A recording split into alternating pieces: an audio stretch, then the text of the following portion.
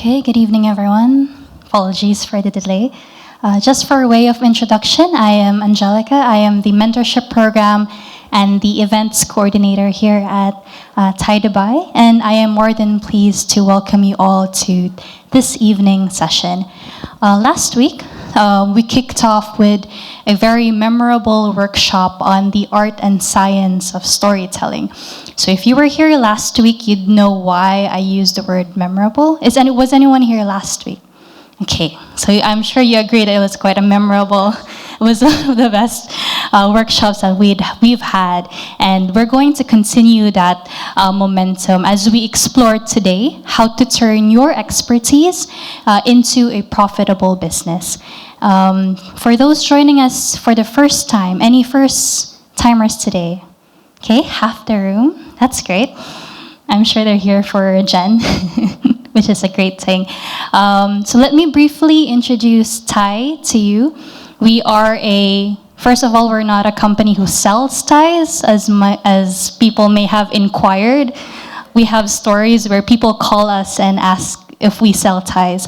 But no, we don't sell ties. We are a global organization that started in Silicon Valley back in 1992. And now we are in 12 countries with over 65 chapters, and Thai Dubai is one of them. Globally, Thai operates on 5 main pillars, which is mentoring, networking, education, funding, and incubation.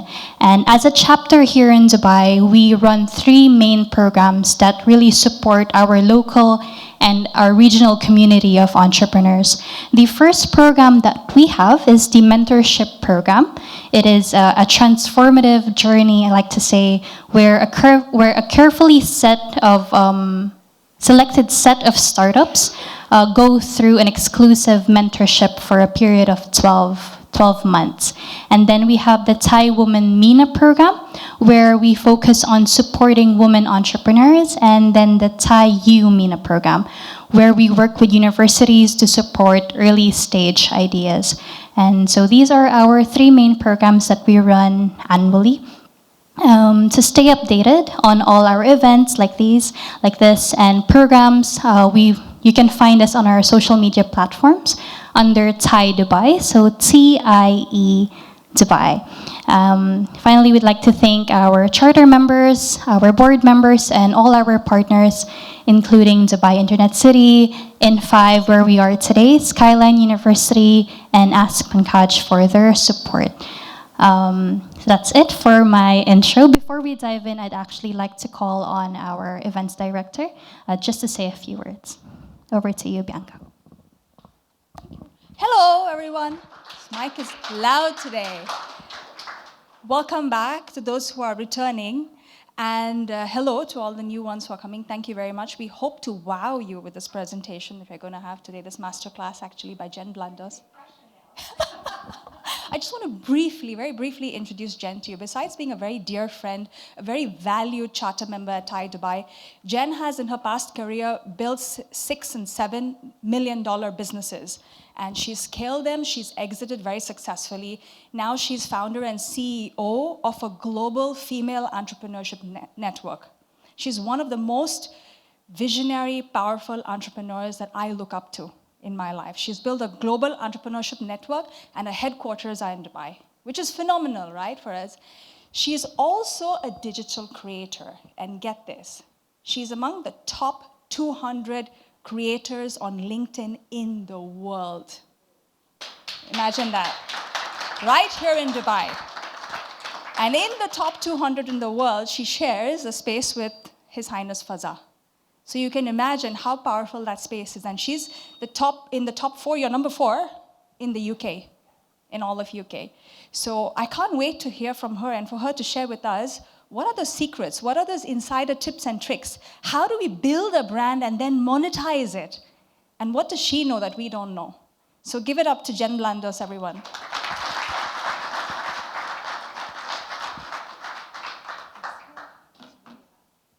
Okay, thank you so much, Bianca. Okay, I understand the microphone's very loud, so I'll try and hold it like this. Is that okay? All good? Okay.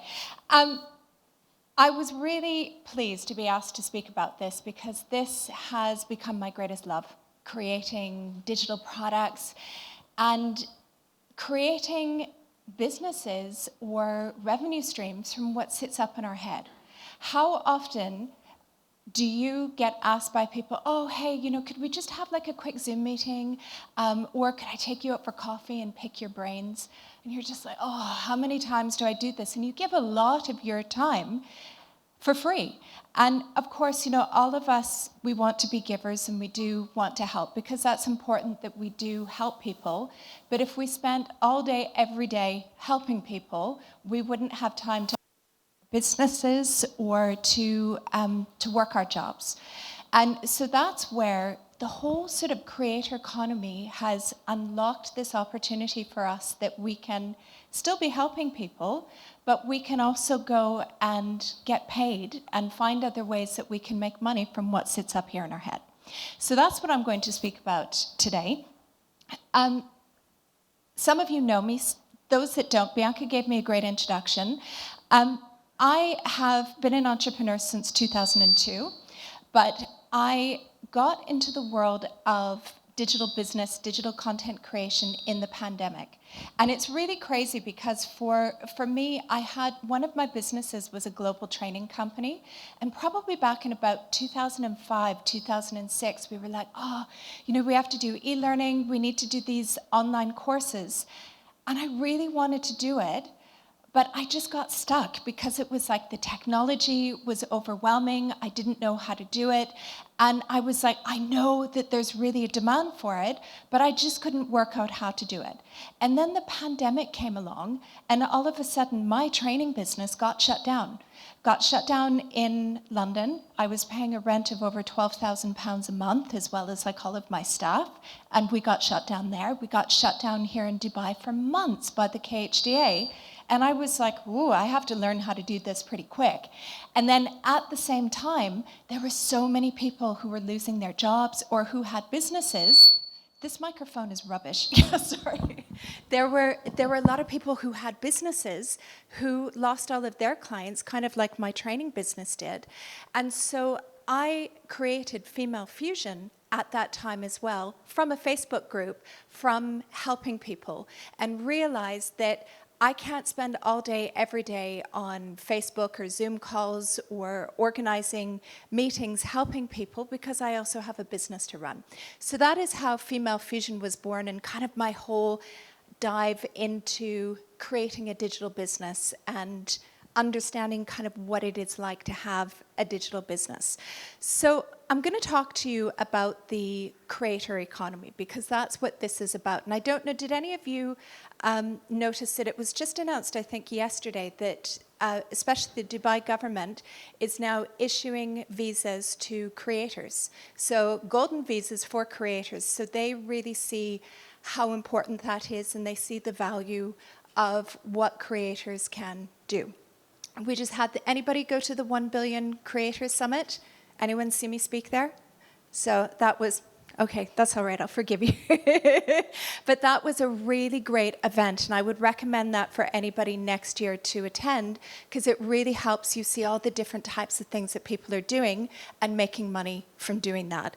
So the creator economy is basically, like as I said before, it's how we can monetize what we know, and how not only we get paid a little bit of money, but we can actually get paid a lot of money. And it could potentially unlock a whole different type of business for you that you've never even thought about.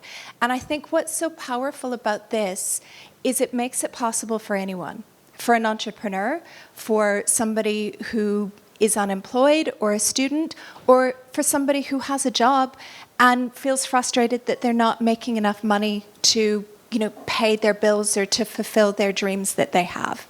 So it's really about how we have an extra revenue stream. And what is so cool about this is in 2027, it's going to be worth $480 billion. Right? Like I look at that and go, what are we all doing? Like, this is like an amazing opportunity that all of us can do. And there are so many different ways that we can unlock this, and I'm going to share with you today some of the things that you can do. Now, what I'm going to do today, do we have many introverts in the room? A few of you? You're not going to like me at the end of my presentation, sorry. I'm going to make you talk to people and share things because I really want today to be really positive for you to be able to walk away and have an idea that you can, even as early as this weekend, start implementing and maybe within 30 days start making money. It's as simple as that. So I'm going to go through a lot. I will also share the slides. I don't know, does Ty share slides afterwards? If not, like I can share the slides, so if anybody wants them, you can have them as well. So I'm going to talk about 4 things that are really important if you are going to unlock this revenue stream. The first one is understanding what your niche is. So what it is that you're doing, who you're talking to, what kind of products or services on the digital platforms that you could sell. Then we're going to talk about the platforms, what you could consider, some of the tech, and I'm going to explain to you that it's not as scary or overwhelming as what you might think. And then also how you can market it, because this is a big fear as well that people have, is they're like, I don't know who to sell it to, I don't know how to tell people about what it is that I do. So I'm going to share with you as well, it's not as scary or as hard as what we might all think it is. Don't be like me back in 2005 going, oh, the tech, I don't know what to do, and just leaving it. And I always think, if I would have done that in 2005, oh my God, like that would have been crazy. So the first thing I want to talk about is niches. This is one of the, and I see this as well in female fusion as well, that a lot of businesses get stuck, and we know this as business owners, that we haven't niched down enough for the people that we're serving. And it's super important when we're thinking about creating content, being digital creators, having content that we're monetizing. We need to be very clear on who we're talking to and eventually what it is that we're going to be selling. Because you get this wrong in the very beginning, and it's going to be a very challenging ride for you to monetize what's up here. So the more specific you are, the easier you are going to find it. Now, I know that that's hard, and this is something even, maybe a little mistake, but also a challenge for me. When I created Female Fusion, the smart thing would have been that I would have served one type of business or one size of business, but I was like, no, all businesses need help. I'm going to help everybody. Doesn't matter if they're starting up or it doesn't matter if they're 8 figures, everybody can come together.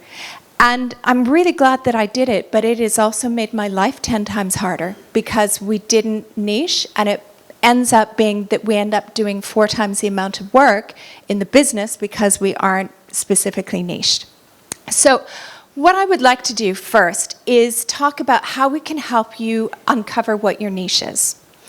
What is one thing that you get asked where people are like, hey, could I just pick your brains? Could we have a coffee? Oh, could we have a Zoom meeting? What is that one thing that you get asked over and over again, and you think like, oh, I should just write like a blog post or a LinkedIn post or create something and just direct people there because I get asked it all the time. Anyone want to share? Who's my extroverts in the room? Extroverts, shout it out. Same like you, I have a visa card connecting universe, and my LinkedIn reach is like 35 million. So LinkedIn world famous groups, like one group is like 390,000 members. Okay, amazing. One group is like 320,000 members. So why are you up here today? You should be up here teaching, right? No. Yeah, their guy knows. But it's okay. I'm on the other track, but because I'm into various fields like startups, construction field, and on many things, but people love me for one thing, that I love challenges, I love problems. Okay. So people want to meet me for half an hour to solve their problem so that they can find out a related thing in the business. And slowly, I'm picking up on that in a different way. But Silicon Valley companies also come to me for an organic, like a spread over of their product when it is launched. So I have done this. So that is super cool. Are you charging people for that, or are you doing it completely for free? Very, very less, but I'm finding it a way that I can do it very proper. So I have a website connecting universe. I'm working on all the algorithm also, where I can do the matchmaking And so my game is very big. Okay, cool. But I've started this, but I'm taking time to consolidate, to... Okay, so I want to hear from you at the end how you're going to monetize this. I just want you to... Very simple. So, No, we're going to talk at the end. We're going to talk at the end. We'll talk about it at the end. I want to hear from a few other people as well. What's the thing that you get asked all the time? You can't be quiet. Come on. It's going to be boring if we're quiet, right? Do you have a loud voice or do you want the microphone? Okay. No, what people ask me what I'm challenged here in the presenting today is to help facilitation.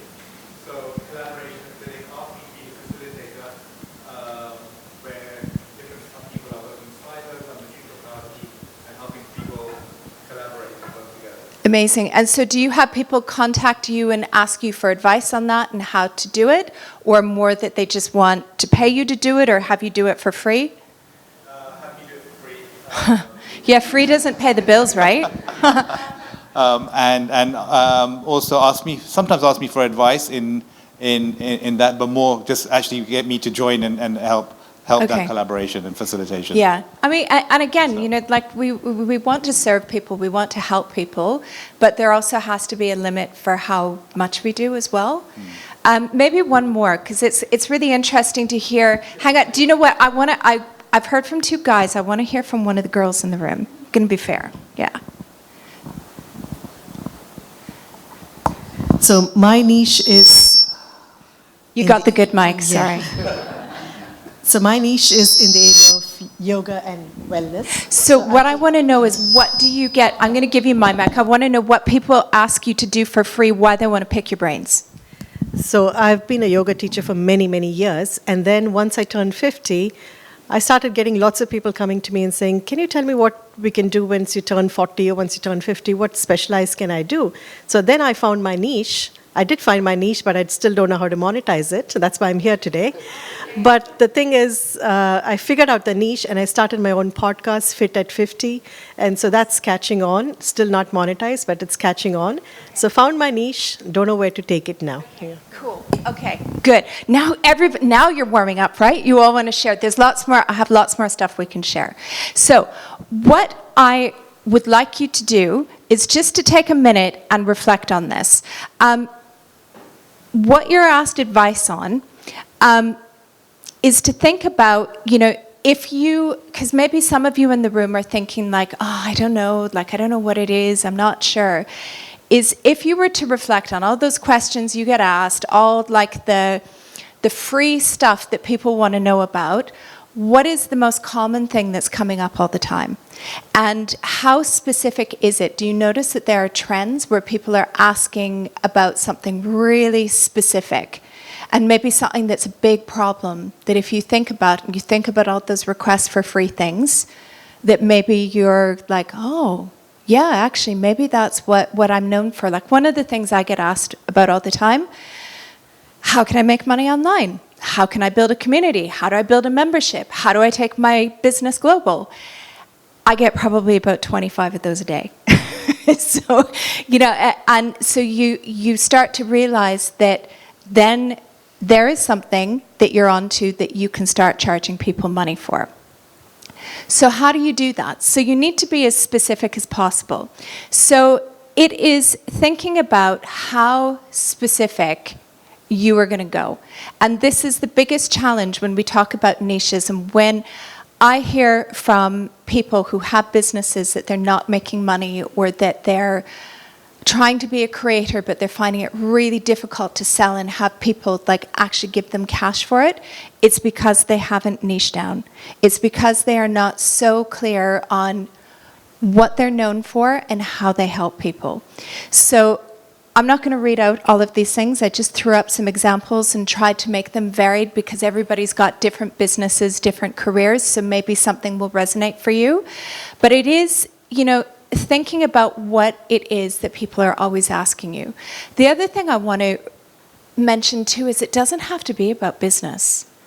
That's the other thing too. Like, I think sometimes, we come to gatherings like this and we think so much about like, oh, how do I do this like in my zone of genius, my area of business? But it might be that you're also like really good in your life at something else. It could be like health or nutrition or fitness or your love of travel.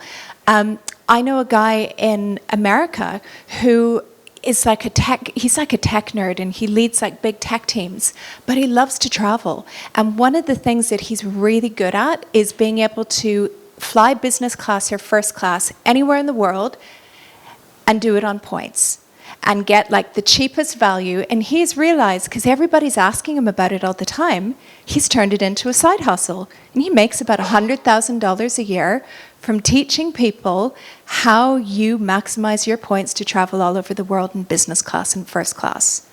So there is like, it doesn't have to be what we're good at in business. It could be anything. The other thing as well is if you are still feeling stuck, I don't know if any of you are still in this room thinking, I still don't know what people would pay for. Because we also have our imposter syndrome, right? That we have this doubt where we're like, well, why would people pay for that? Like, I'm not good enough. Why would somebody want to actually give me cash for what's up here? And I think every single one of us have struggled with that. When I created Female Fusion, I had that. When I launched, I was asked consistently by some of our members if they could have one-on-ones with me. And I fought it for years because I was like, I don't want to be a coach. I don't want to like have coaching programs. And I finally started doing it. And I remember my daughter, I drove her to school one morning. If any of you have kids, you can probably relate. Like the best conversations with your kids are always to or from school, usually like in the car. They just like talk and talk and talk, and the rest of the time they ignore you. And we're sitting at the traffic lights just before school, and my daughter is looking at something on my website, and she's like, who's going to pay to have time with you? And I was kind of like, oh my God, imposter syndrome, this feels so horrible. And then I explained to her, I was like, look, you know, like I've been doing this for 25 years, and somebody talks to me and I can, you know, within 1 hour solve their problem, give them their roadmap, and they can go away and make, you know, 7 figures. So that's why I charge what I do. And she was like, oh, yeah. Okay, I see that. So now, like the whole value-based pricing, to her, she's like, yeah, you can sell that. So now she's always thinking about business ideas and how she can sell from value and what's there. So we have to remember, whatever is in here, there's lots of people who don't know how to do it, and that you know how to do it better than other people. So if you are still feeling stuck and feeling like you don't know what that idea is, think about other things like, you know, what is your zone of genius at work? What are you really good at, like for a hobby or for fitness, or even as well, like just life experience? Like, what is it that you've learned that you could share with other people, because other people want to learn from you and to learn from how you solved a problem or you solved a challenge. It is, I'm telling you, it is crazy how much people want to hear from every single one of you and what you have to offer in this room. So, what I would like everybody to think about just for a second, if you've been thinking about what your niche is and who you are serving and what it is that you would do and the problem that you would solve, I want you to reflect upon it again and just think about how specific you are going to be and what that is that you are going to, what is that problem that you're going to solve? And then I'm going to give you a chance, a few more people to tell us, because now that we're warmed up, everyone wants to talk, right? Best thing when you have a room full of entrepreneurs, we just want to talk all the time and share. Anybody else like to share? I'm going to go to the ladies on the side first. Anyone over here? You look like you're so close to speaking. Okay, no, you do. I'm going to give you the microphone just a second. Hi. I don't know. I don't know how to answer that. I think, like, among my friends, I think I'm really known for, like, you know, giving advice on, like, if they're having problems, or, like, I'm somebody who can have a balanced perspective in giving advice and any kind of problems. But what I do is I'm actually, you know, I entered the plant-based healthy eating space. So I'm a content creator, I develop recipes, and I post video recipes, healthy plant-based recipes. So obviously now I'm definitely known for that. But I struggle a lot with my niche because I've always not known whether I should focus on the community or the people based in the UAE or global, given the fact that it's already a niche, like plant-based is niche. And then I would jump back and forth between whether I should focus on people that are already plant-based or want to eat plant-based, or people, that the masses who just want healthy recipes. So I just yo-yo, and I've definitely struggled with my niche. But see, I love that. And I think that's what a lot of people go through. Those are really great questions that you should be asking yourself, because that's going to help you decide who you want to serve. So if you're going through that and you're thinking like, oh, I don't know, one of the greatest things you can do is ask people. So you already have an audience, right? That you said that you're creating content. Anybody else a content creator? Like so some of you are already content creators. So a great way, if you're already a content creator and you have an audience, but you feel like a little bit like, oh, I don't want like other people to see what they're saying or to know if it's not successful, is you do things like you put out a story with a poll. And so you're the only person who sees the results. So you ask people like A or B, or ask them a question and see how people reply, because then you will be able to get a sense in a very safe way if that's something that people would do. The best thing you can do is just start. Just start and serve somebody, see if it works. So for example, like I've seen people who are very niche who will do things like plant-based eating for women over 50 who are going through menopause. So like you see how specific that is, and they are just talking to women who have menopause. It doesn't mean that they wouldn't serve somebody who wasn't going through menopause, but it means that their content is more focused and they're speaking to those people. We have one of our members in Female Fusion, they're based in Australia. There's two doctors called Dr. Lucy and Dr. Mary. And they were just like GPs, and they really realized that they were having more and more women in their 40s, 50s, and 60s coming to them and saying, I'm putting on weight, I don't know like why, and it was like a mixture of hormones, insulin resistance, all of this stuff. And so they created a program for women who were in their like 45 and above who needed to lose weight. But it was more habits and lifestyle change, and now they do $3 million a year for something that they decided to niche down on 3 years ago. So you can do anything. It's just thinking, talking to your people and noticing what that is. Do we want to have one more share? One of the boys. Sorry, boys, I didn't let you talk before. Okay. Thank you. I can share. So I will look at the structure and say, so I run a YouTube channel show where I interview business founders. If I would go broad, so I would say I interview business founders in UAE, and I come and on the dumb approach, asking simple questions so everybody can relate and understand who wants to be inspired and who runs the businesses and want to get motivation to understand how this person moved from, I don't know, one startup table to actually premises, offices, manufacturing facilities. So yeah. So are you monetizing that at all? Do you get paid? You're getting paid by YouTube, or do you, on the back of that, Yeah, so that's a good question. I guess it's a very good question because podcasts in general tend to be free. If you want to speak with a podcast, that's a free, and then trying to find the monetization once you grow. Because I'm from the video business, so video agency. For me, it's easy to produce, edit, and run that. So I kind of take the cost, but we're charging a brand a fee. So I mean, I didn't break even, but I would say like 30% of the cost I'm covering with the brands that willing to pay for the quality content. So yeah, so slow steps, we're charging, we're increasing, looking for partnerships. Next step would be to find somebody who interested to sponsor that, yeah. So that's my approach. Just I will add into this. Yeah, one small really point. quickly, Yeah, very quick. because I'm checking, I want to make Yeah. sure that I'm on time, Yeah, because I yeah. have So, lots to show you guys. I have been two-time podcast on the like guest side. So one was done by Silicon Valley guy, and one was done by my junior recently. But yes, it was just like helping the society, or that's it. Yeah. So we'll talk about podcasts in a bit afterwards as well, because there's a lot of ways that you can monetize. And I also have a table for you further down that kind of shows what's easy to monetize and what's harder to monetize.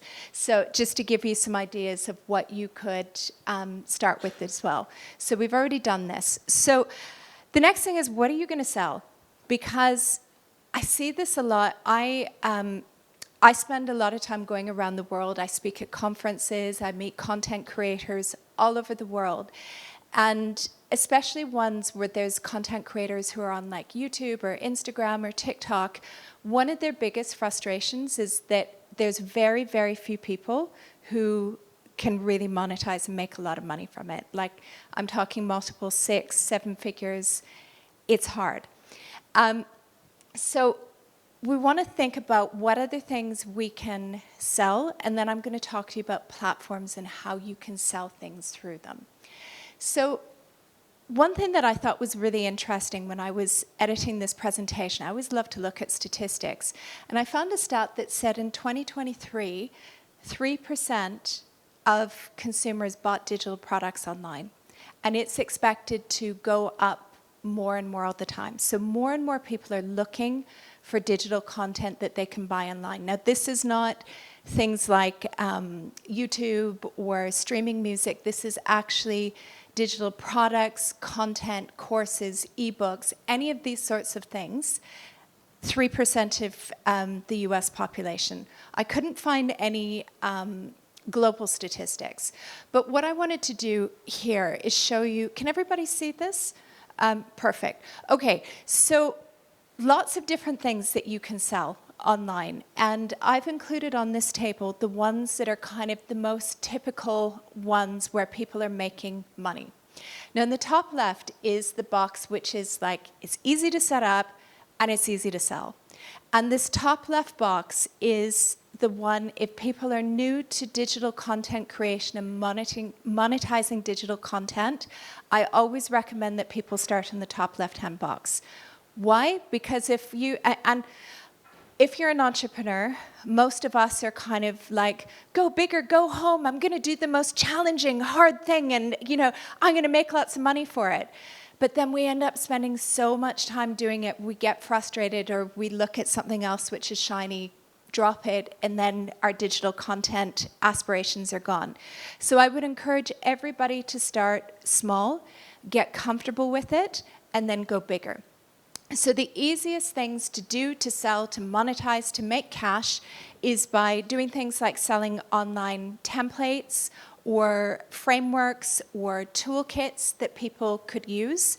Super easy to go and do. We do something every year where we put together a content planner where it's meant to help people to plan out their content for a year. Plus, we also do things like give them hooks for social media. It will have other things as well, like we'll update it with like the latest hacks for using LinkedIn and growing on LinkedIn. So it's a really useful resource. It's about 65 pages long. We sell it for $47, so it's super cheap. And we probably sell about 150 of those without even trying every year. That takes us probably combined within the team about 15 hours from like design, content, research, 15 to 20 hours. So even for something like that, and we don't even push it a lot, if you look at that, that's a super easy thing to put together. And probably every single one of you in this room has some sort of knowledge like that, or a toolkit or a template or something that you're good at that you could go and sell. I have another friend who 5 years ago started creating templates for people to create content on Instagram, because so many people didn't know how to properly use Canva, and Canva wasn't great many years ago. So she created a 7-figure business. I think she does about $1.5 million a year for content that she created once, and she's just really good at marketing. And she's like, this is the easiest, laziest business that I've ever had because I set it up once and it sells. So that's kind of the stuff which is on the left-hand side. The other thing as well, masterclasses, I advise people if you are confident delivering online, showing up like doing a masterclass or a webinar, start with something like that. Do it live, don't pre-record it, just show up and start talking to people. I recommend as well the first few times until you get comfortable with it, because even if you're okay standing in front of people, being confident online and engaging people online is a very different ballgame. And I've seen some people who are great up on a stage who are terrible online. So you want to build up the confidence so people have the value that they're going to get out of you. And then what you do is you give them the recording afterwards. You don't need anything fancy. You can do it on Google. You can do it, so you can do it on Google Meet, which is free. You can do it on Zoom. Lots of free tools as well to do. And the other one, which I think is super easy, is one-on-one coaching or advisory services. So not like big, like coaching programs, like I'll coach you for a year and I'll help you. Like, no. Sit down, ask me anything for half an hour or an hour. Do it online, because the moment that it's face-to-face, that just your time is going to get eaten up with everything. Do it online. Super easy. I know people that once they got over the fear of telling people that they were doing that they started consistently making $3,000 to $5,000 a month extra just from doing that.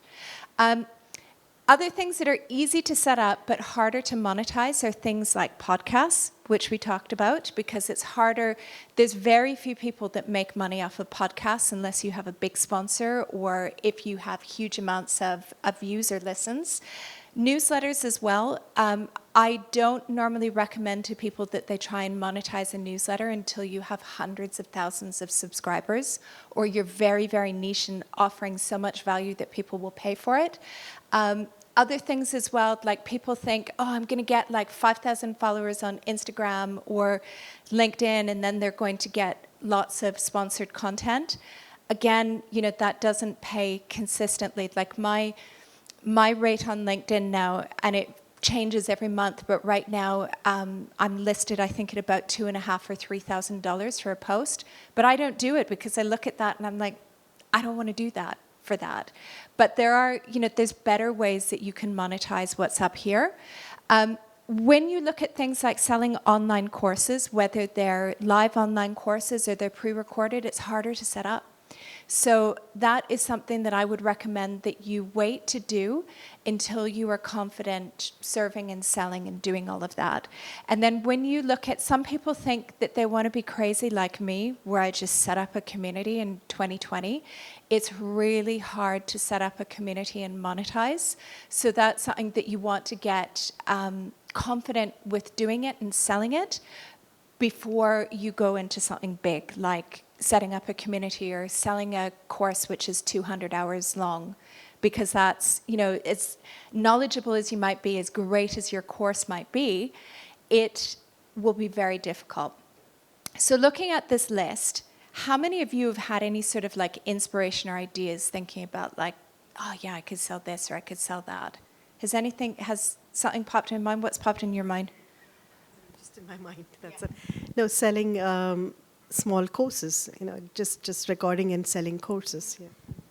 Anybody else? Yeah? Here.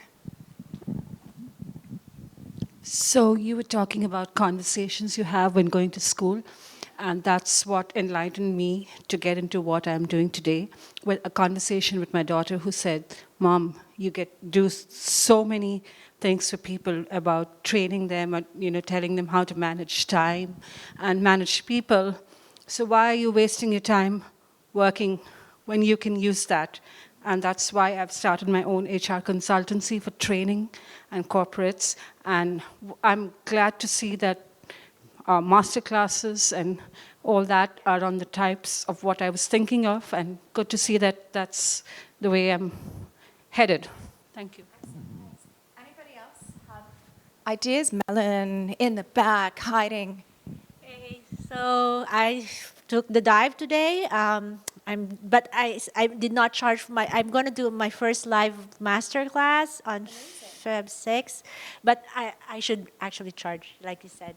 Okay. Well, we can talk about that because I think, yes, we all need to charge, but sometimes, and you can ask me questions about pricing afterwards, like there's so much to go into and I have 45 minutes. So we can talk about pricing afterwards, but it's okay to sometimes do things like masterclasses for free. And the reason for that is that we want to be able to get contacts of people and build our reputation so they know, like, and trust us. So how do we go from like having our niche, our ideas, what we want to maybe initially sell, to actually going and getting the money from the customer to go and pay us? Now, one of the biggest challenges for people is that they think that they can build a community on LinkedIn or Instagram or YouTube, but the problem is you don't own that real estate. And if you get hacked or the platform closes down or there's a tech outage or any of that sort of stuff, it can be very challenging for you to continue to monetize that. You know, look at all of the creators in America who freaked out when TikTok went down. It only went down for a few hours, but still that was like a real risk to their business. So never, ever, ever build your business on a platform where you don't own the content and have the contact details. How many of you have newsletters on LinkedIn? Stick your hands up. A few of you have newsletters? Okay. Newsletters on LinkedIn are the biggest waste of energy that you could ever do because you don't collect the email addresses and the names of people who are subscribing to your newsletter. The other thing as well is LinkedIn, people think that LinkedIn shares your newsletter with everybody who's subscribed. They do not. They only share your newsletter with people who have been engaging with your content. So you could have 20,000 people or 50,000 people, but if you only have 300 engaging with your content, LinkedIn is only going to send it to those 300 people. So get people's email addresses and contact details and don't build it on somebody else's real estate. So, but then, you know, we look at it, one of the biggest things is we need an audience, right? We need people to buy from us. So for us to be able to buy from us, they need to know, like, and trust us. So what that means is we also need to be showing up consistently wherever it is that our target audience lives. It doesn't necessarily mean social media, although social media is probably one of the easiest things to do, but you need to show up consistently on social media and show your face as well. Because they want to know who you are. They want to know who that person is. And you need to start thinking about how you are going to capture those contact details of people. How are you going to do it? You're going to give them lots of free stuff. And this is one thing that people struggle with sometimes, is that they want to go and post that like brochure that they made on Canva because it looks really cool, selling, you know, their product or their new idea for coaching or their templates. But always ask yourself, what if I saw that up in my feed? You don't care. You don't want somebody to sell to you, but you will stop in the scroll if it's something interesting. A tip, a hack, information that will help you build your business, save you time, save you money. So you need to be thinking about what is that information and content that you can share that you're not going to charge people for. Because the thing is people like to get that information, but they don't know how to implement it. They're not going to, and this is where the fear is people are like, yeah, but I'm going to give it all away and nobody's going to pay me. Those people who want stuff for free are never going to pay you. So ignore those people and focus on the people that you will serve who will pay you, but you need to give them stuff for free and you need to be showing up consistently. The other thing too is get out of your head and just start selling, okay?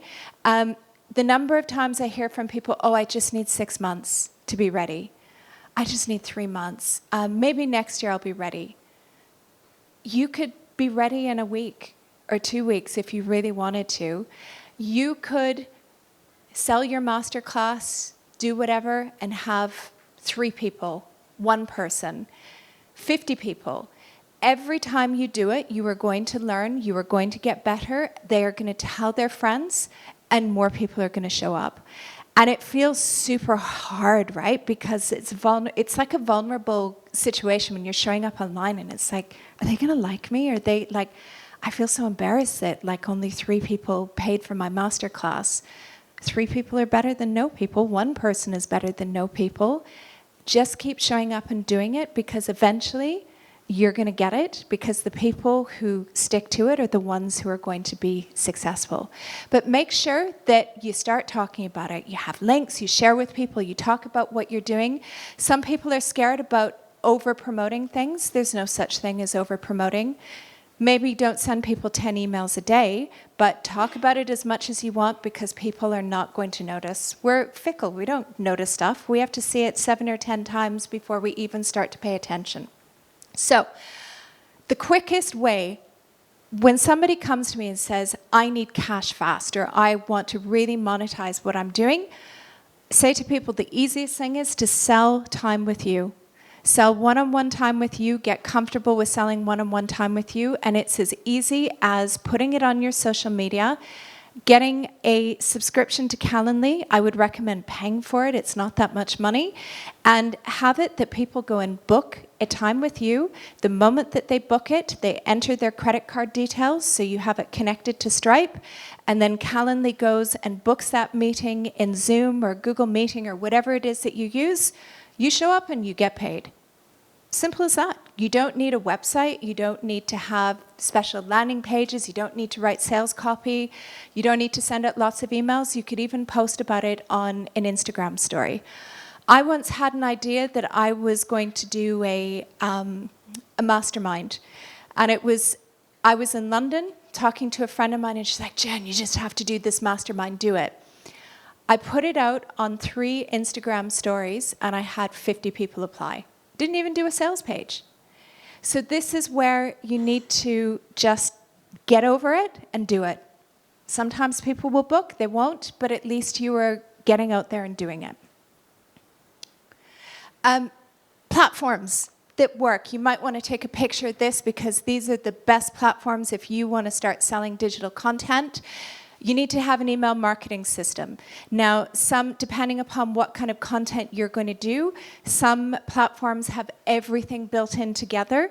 Kajabi is the platform that we use. We're big super fans of Kajabi, because it does your email, it builds your funnels, it helps you do lead magnets, it takes your sales. It does everything. So for us, it's a really great platform to do, but there's different platforms for what you need in your business. So email marketing, if you are going to start to sell courses and you want to be able to have a more professional platform, here are some of the platforms you can use. I'm of the opinion that Kajabi is the best on the market. I've tried some of the other ones. They're one of the few platforms that don't take a percentage of your revenue. So you need to look at things like that. Like some of them will take like 2-3% of your revenue. I'm kind of like, I'm not sharing any of my money with anybody. Like, I'm paying you a subscription and you're taking part of my money? No way. So think about what is a priority for you on that. Now, sometimes people will do it because they're like, no, but it's a bit cheaper. But always remember and say to yourself in your head when you're creating, what would happen if I become wildly successful? Because it happens faster than you think.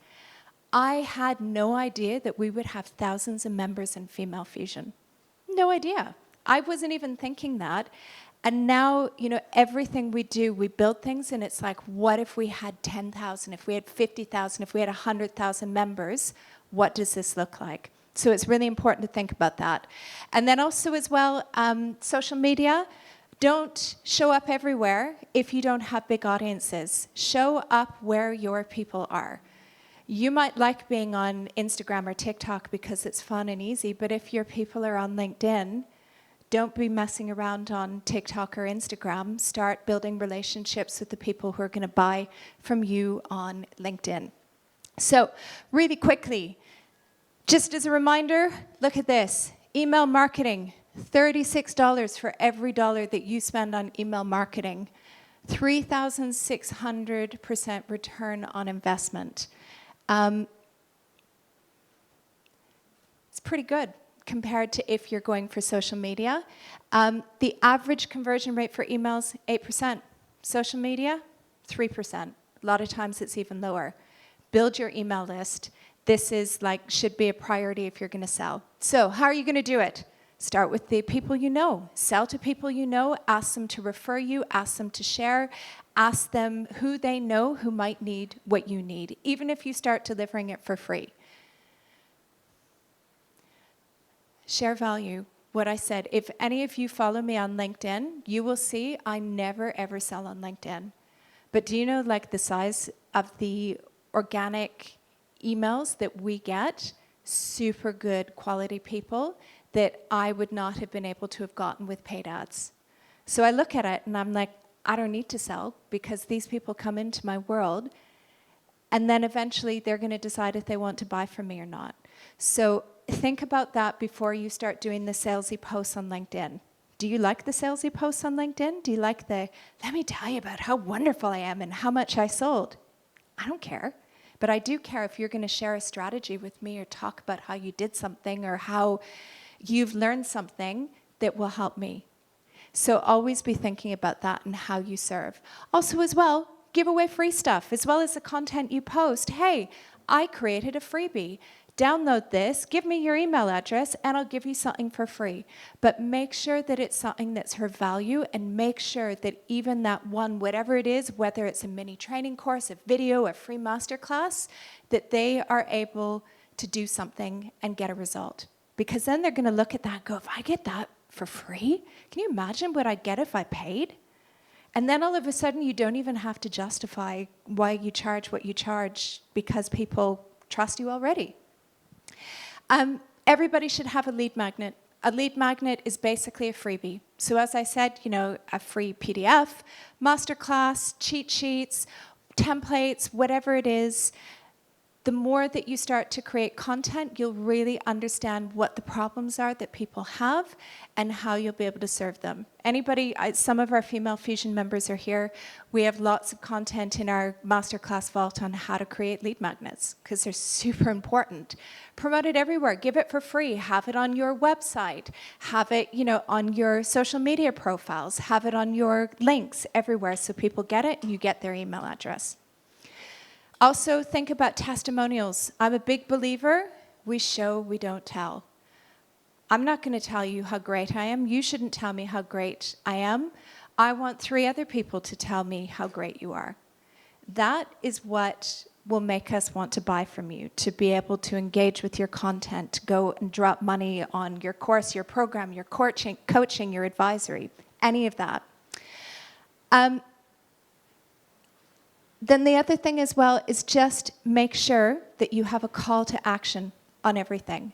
And it doesn't mean that you need to sell. It could be like, hey, DM me if you want to have a chat. A lot of people I know sell a lot through DMs because they start to have a conversation. And they don't sell in the beginning. Like they might be serving and helping for a little bit, building that relationship. And then after a month, that person contacts you and they're like, hey, so do you think that, do you offer this? How much would it be? Could you help me? Or they might refer a friend. So be thinking about serving. And then the last thing, when it comes to marketing, you don't need to make it complicated, okay? Like keep it as simple as you possibly can. And this is my last slide right here, is I want all of you to be able to be thinking about, if you're serious about creating digital content and monetizing it, be super clear on your niche, the problem you're solving, what you're selling, how you're going to go and deliver it, and how you're going to start building your audience. But the most important thing is get out of your head and just start doing it, because we could be here in 6 months from now and you still could be doing it. So I would like everybody to think, and maybe I want a few people to yell it out as well, what is one thing that you're going to do in the next week to get started so you can start monetizing what's up here? Anyone want to share? What action are you going to take? Actually, Melon, I'm looking at you, because I know you've been thinking about digital content for a while. What are you going to do?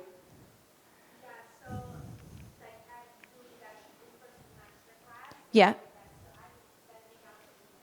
Okay, so you're sending out emails. Anyone else? What are you going to do? Yeah. And are you going to post, where are you going to post it? I have quite a big following on LinkedIn, so I post it on LinkedIn. Okay. Yeah, see? I would love to hear. You have to DM me on LinkedIn. Tell me when you start making cash out of it. Because it's really interesting. I hear, like, usually it's within 30 days. Seriously. Anyone else? What action are you going to take? You're not just going to sit here and go, yeah, it was nice, maybe I'll do it.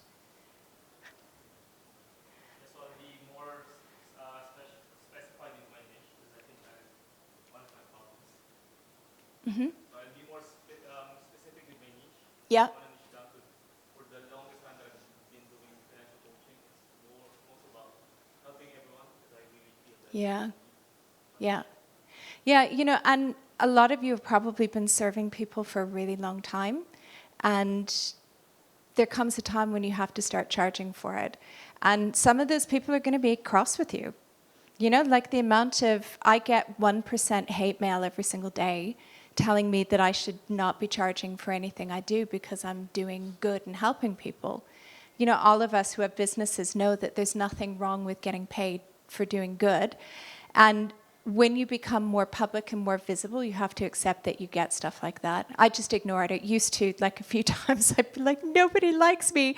Even if you get like 90 really nice messages and one mean one, but you just have to realize that it's them, it's not you. And just like keep showing up, keep serving, keep being consistent. I asked my team to put together a QR code. We do a couple of times a year, we do a challenge to help people create a digital product or a course or a lead magnet. And we have about 30 different videos showing people how to do it. And we've done it on Kajabi, which is the platform that we use. And anybody, if they want to get started, want to try their hand at it, see if they can make money, that you get a 30-day free trial with Kajabi. So they did have a promo back in November where they did 50% off for the whole year. That's not there anymore. You might hear that mentioned in some of the videos. Sorry, there's no 50% off. And they've told me that's not going to happen again. But you can try it for 30 days. I had a message from a guy who I know on LinkedIn who did this. And he messaged me and he said, in 20 days, I made $3,000. And he was like, I never knew it was possible. So give it a try. We normally charge for that, but you can, everybody who came here tonight can have it. If you don't want that and you just want to try out Kajabi, there's the QR code just to access Kajabi for free for 30 days. Check it out, see if it works for you. There you go. Thank you very much. That's it.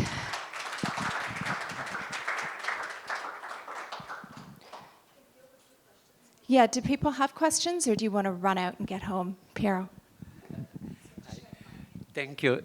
Just one question. I'm new to this world, so maybe my question a little silly. But when you turn creator, no, and we are talking about monetizing, how you tax invoice your client?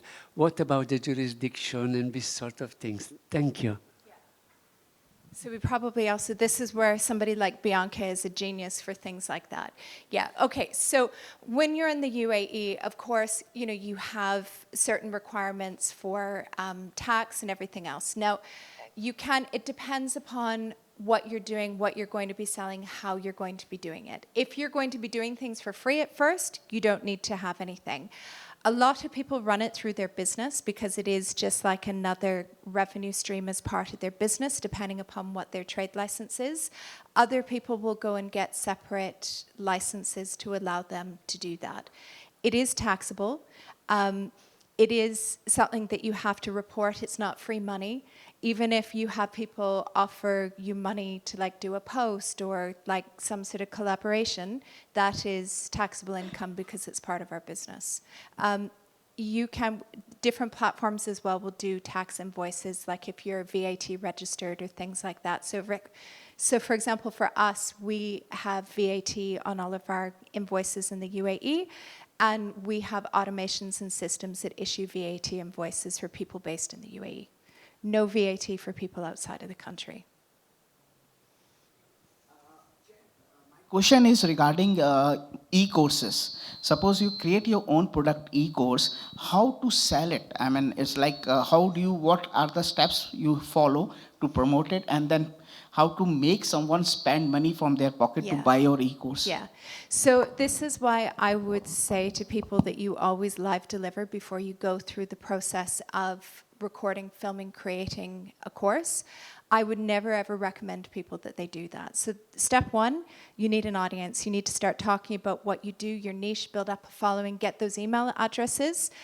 Then go and sell it to that audience, email people, and you'll want to have a number of emails, talk about it on social media, find different ways that you engage with your audience, whatever that is, and you start the first couple of times doing it live. Never, ever, ever, well, you know, people can do it if they want, but most people that I know who have pre-recorded everything, they haven't made money off of it. Because you need to remember, part of this is like having a business. We're testing, we're iterating. Like we could be like, oh yeah, I think this is what people need. But then actually you realize going through live delivering it with people that they need something else. So you'll want to live deliver a few times first before you do that. So just to build on his question, what about courses which are where you tie up like a recertification provider and you go and join, say, like an SHRM or an HRCI? What do you recommend on that front? So you're delivering qualifications online? Yes. So when you're delivering qualifications, so I know this from having had a training academy, that the KHDA will not be happy, or Activet in Abu Dhabi, if, depending upon where your trade license is, that they will not be happy if you were delivering qualifications and you don't have the proper licensing from them. Okay, cool. So then it's just like anything else, right? It's just like one of those things that you need to do your marketing, you need to engage your people, all of that sort of stuff. Yeah. Last one? Yeah. Hi. When it comes to music, so how you can niche that? Like, yeah. Super easy. What kind, okay, so what kind of music do you do? Pop music? Okay. So what are you thinking? Like what are you thinking you could monetize?